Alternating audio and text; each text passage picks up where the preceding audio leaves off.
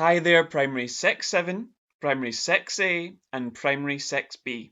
I miss you all and I hope you're all doing well.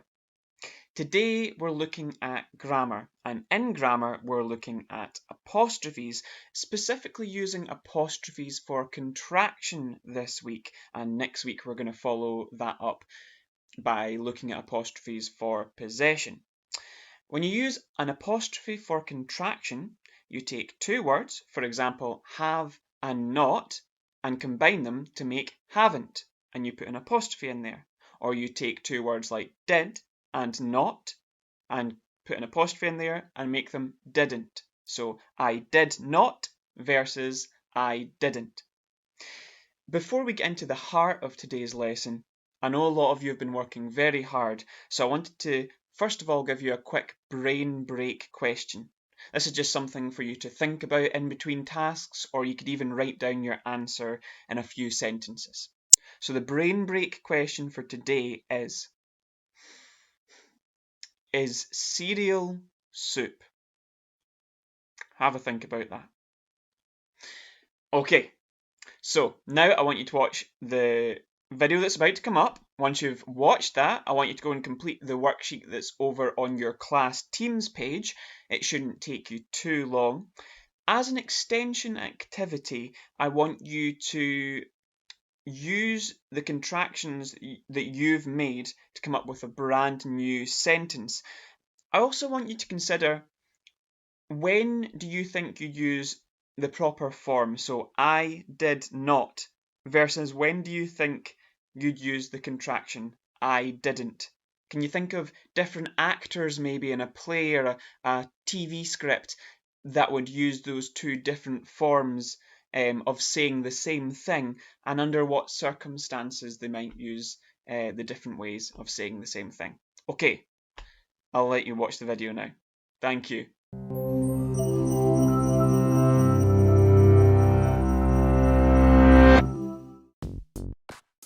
Is it a flying comma or a quotation mark chopped in half? Either way, you may already be well versed in how to use the apostrophe, but here's a quick refresher on its usage. The apostrophe can be used in three ways: to mark possession, to mark contraction, to mark the plural of single letters.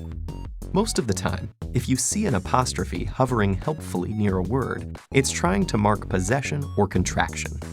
First, let's look at how the apostrophe marks possession. As you can see, the placement of this punctuation mark can really change the meaning of a sentence. Those robots in the sand are my sisters. Those robots in the sand are my sisters. Those robots in the sand are my sisters. When showing possession, the apostrophe belongs next to the noun that owns or possesses something. The noun can be singular or plural. Proper nouns work too. So if Lucy needs to get her robots under control before they cause mayhem, those dangerous creatures would be Lucy's robots. But what if Lucy was Lucas? Would we write Lucas robots or Lucas's robots? And what if Lucas gave his robots to the Robinson family? Would it be the Robinsons' robots or the Robinsons' robots? The truth is, even grammar nerds disagree on the right thing to do.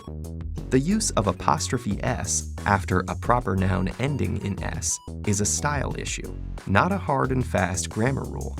It's a conundrum without a simple answer.